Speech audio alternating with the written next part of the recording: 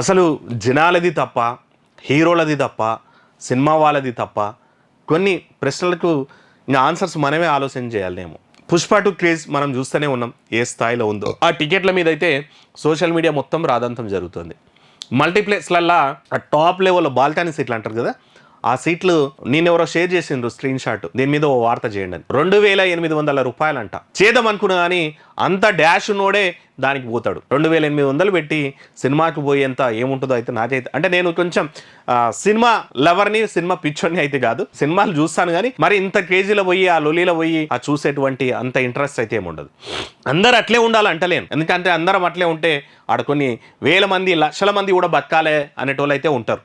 నిజంగానే ఓ ఇండస్ట్రీ మీద డిపెండ్ అయ్యి కొన్ని వేల మంది, లక్షల కుటుంబాలు కూడా బతికేటువంటి నేపథ్యం ఉంటుంది. సో ఆ రేట్ల మాట పక్కన పెడితే నిన్న బెనిఫిట్ షోకు ఆర్టీసీ క్లాస్ రూమ్ లో థియేటర్ దగ్గరికి ఓ ఫ్యామిలీ పోయిందంట. అది మినిమం అందరు తెలుసుకోవాల్సినటువంటి నిజం ఏంటంటే జాతరలాగా ఉంటది అది. ఆ జాతరలా సభ్యులతో పోవడం అనేటువంటిది ఆ ఫ్యామిలీ తీసుకున్నటువంటి డెసిజన్ నేనైతే తప్పిపడతా. సరే ఉంటది, ఆత్రం అయితే ఉంటది, మా అభిమాన నటుడి సినిమా చూడాలని ఉంటది, కానీ ఫ్యామిలీతో పోయి ఎంజాయ్ చేసేంత ఫీల్ ఉండదు కదా.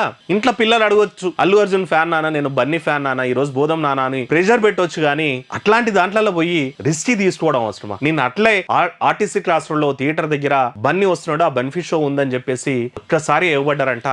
ఓ ఫ్యామిలీ పిల్లలతో అలసిపోయిందంట. ఆ తొక్కీసలాటలా తల్లి కొడుకు కింద పడి, కొడుకేమో అపస్మారక స్థితిలో పోయిందంట, తల్లి ఏమో చనిపోయినటువంటి నేపథ్యం ఉందంట. మిత్రులారా, సినిమా మీద అభిమానం ఉండాలా, ఆ సినిమా తీసిన మీద అభిమానం ఉండాలా, సినిమాలో నటించిన మీద అభిమానం ఉండాలా, సినిమా పిచ్చి ఉండాలా, కానీ ఆ పిచ్చి ప్రాణాల మీదకి వచ్చేటట్టు అయితే ఉండొద్దు. రెండోది ఏంటంటే, ఇట్లాంటి సందర్భాల్లో ఇంత రష్ ఉంటదని చెప్పేసి ఈ బెనిఫిట్ షోల టైంలో ఫ్యామిలీస్ తో పోయేటువంటి ఆ డెసిజనే రాంగ్ డెసిజన్ అంట నేను. మరి దీనికి ఎవరు బాధ్యత వహించాలి? ఇప్పుడు ఆ సినిమా వాళ్ళు ఇస్తారేమో, ఓ 10 లక్షలు ఇవ్వచ్చు, 20 లక్షలు ఇవ్వచ్చు, ఆ థియేటర్ కూడా 10 లక్షలు ఇవ్వచ్చు, కానీ ఆ 10 లక్షలు మన ప్రాణాలని తెచ్చిస్తాయా? ఒక్క 3 రోజులు అయిపోతే, ఒక్క 4 రోజులు అయిపోతే కొంచెం రష్ తగ్గుతుంది. లేదనుకుంటే వీకెండ్స్ అయిపోతే నెక్స్ట్ వీక్ మొత్తం ఖాళీనే ఉంటుంది. ఆ సందర్భం పోవచ్చు. నిన్న వీకెండ్ కూడా కాదు, నిన్న వీకెండ్ అవునబ్బా వీకెండ్ లో పోయినరు, ఫుల్ రష్ ఉందని ఇంకా కూడా లేదు. నిన్న వీకెండ్ కూడా కాదు, నెక్స్ట్ వీక్ వరకు అయితే, సోమవారం వరకు అయితే ఆ రష్ తగ్గుతుంది, క్రేజ్ తగ్గుతుంది, ఈవెన్ పనుల్లో వాడుంటాడు, రేటు తగ్గుతుంది, సినిమా హ్యాపీగా చూస్తాం, ఫ్యామిలీతో ఎంజాయ్ చేస్తాం. సో ఇట్లాంటి పిచ్చి పనులు చేసి చివరికి ప్రాణాలు తెచ్చుకునేటువంటిది